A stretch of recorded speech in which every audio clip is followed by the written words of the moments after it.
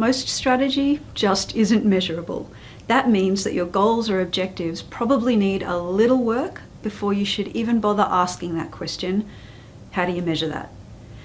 Now, these 3 tests will help you find out.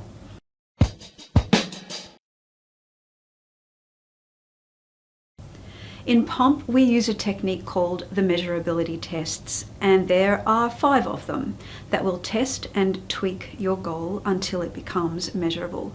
I'm going to give you 3 of those measurability tests now so that you can at least start to assess how easily you will be able to find meaningful performance measures for your current goals. Test 1 is to check, is it too action-oriented? Your goal won't be very measurable if it's written as an action, like this one. Provide advice, counselling and support to new and existing businesses. When you attempt to measure a goal that is articulated as an action, you end up measuring how much action is happening.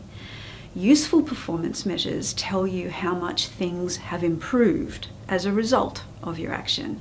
Now, we all know that action doesn't guarantee better results.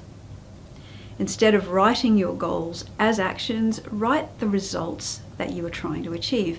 Of course, you still need to know what action you'll take to achieve that result, but performance is about the result, not the activity. That example I just showed you might then become a result like this.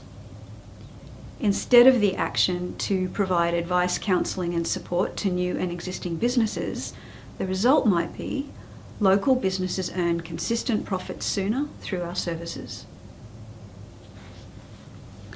Having results-oriented goals is important because measuring action is really project management, but measuring results, that is performance management. Test 2 is to check, is it vague and weaselly? Now, your goal won't be very measurable if it's written in non-specific language like this one. Foster opportunities for social interaction in our community to enable greater participation in community life. You'll struggle to find meaningful measures for weaselly goals like that one because weasel words like efficient, effective, sustainable and quality, they're just not specific enough. You must be able to describe the change that you'd observe if your goal was achieved. Now, for this weaselly example, we could reword it into something more clear and specific as a result like this. For the vague goal, foster opportunities for social interaction in our community to enable greater participation in community life, we might clarify it as more residents regularly join in local community group activities. Now, making your goals clear and specific is important because if you can't observe it in some way, you can't measure it. Test number 3, is it multi-focused? Now, your goal also won't be measurable if it's written as several goals all smooshed together to look like one goal, like this one.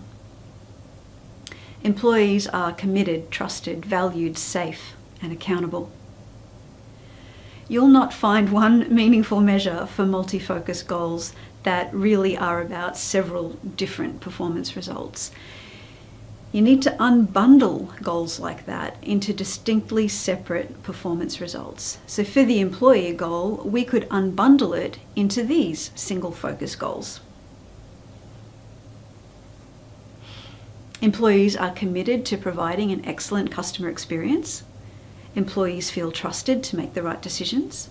Employees feel their contributions are valued by their managers.